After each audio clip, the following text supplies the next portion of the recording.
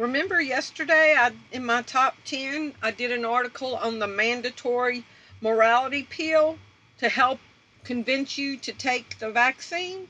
Wait till y'all see this. Thanks for tuning in to Hard News TV4. I'm your host, Terri Lynn, and this is the channel where truth is like archaeology, and every day we're digging for it. Today is August 22nd, 2020, and this was just thrown in one of my top 10 yesterday. But this goes farther. Wait till y'all see this. Get ready for your mandatory morality and compliance peel. The boot of the government on our neck is about to get harder.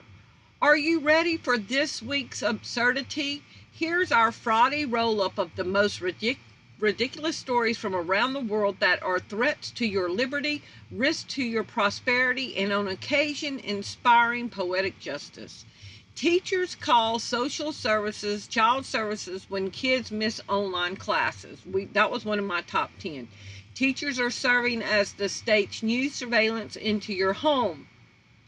The Massachusetts Department of Children and Families issued a fact sheet for teachers outlining when they should call DCF, the agency which can take your children and put them in foster care. Did a kid miss an online class? Call in social services because that could be evidence of neglect. Teachers are also encouraged to pry into the home life of students on camera. Who is in your home today to help you with your learning? I'm having a hard time hearing you due to the background noise. I'm hearing some other noises in the background. What else is happening at your home today? I saw a person walk by your screen. Who's at home with you today? One mother has already had a DCF visit for leaving the 7-year-old boy with his teenage brother while she worked. They used the call that babysitting. Now apparently it's neglect. Okay? $1,000 fines for non-compliance with health officials.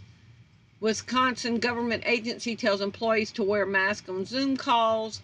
Professor of ethics argues for a morality peel. That's the one that I was talking about. Now look at this. A professor of medical ethics at Western Michigan University believes that coronavirus defectors should have to take a substance to boost their cooperation, their cooperative, pro-social behavior. So go along with everybody else. He calls it a morality peel, which seemed a little soma from Huxley's Brave New World. It would make us all compliant, calm, happy, and agreeable. The professor says we could even use the pill to solve climate change. And if people are unwilling to take it, secretly add it to their water supply.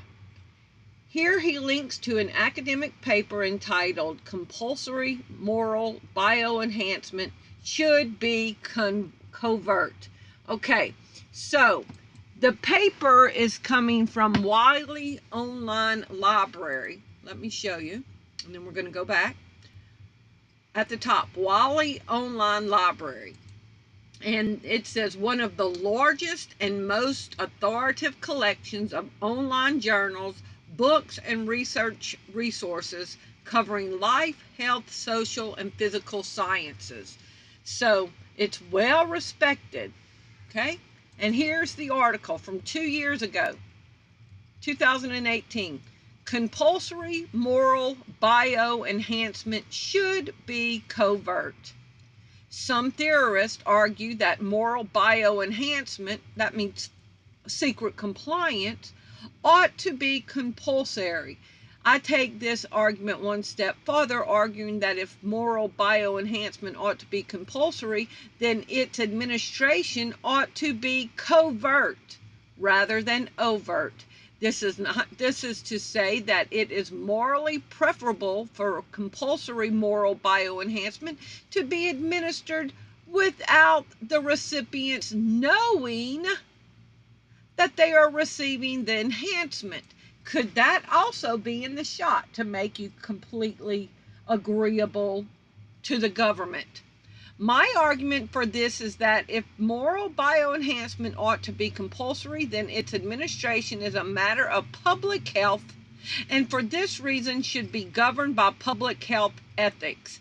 I argue the covert administration of a compulsory moral bioenhancement program better conforms to public health ethics than does an overt compulsory program. In particular, a covert compulsory program promotes values such as liberty, utility, equality, and autonomy better than an overt program does. In other words, you think that you still have liberty and it's being forced upon you. Thus, a covert compulsory moral bioenhancement program is morally preferable to an overt moral bioenhancement program. They are morally bankrupt and wanting to force their sick, perverted, demonic, evil agenda on us, and they said the best way to do it is without us knowing it, because without us knowing it promotes values such as liberty and autonomy. It makes us feel like we still have control over our life, and it's a false illusion. Y'all please leave me your comments below and let me know what y'all think about this. Thank you for watching. Bye-bye.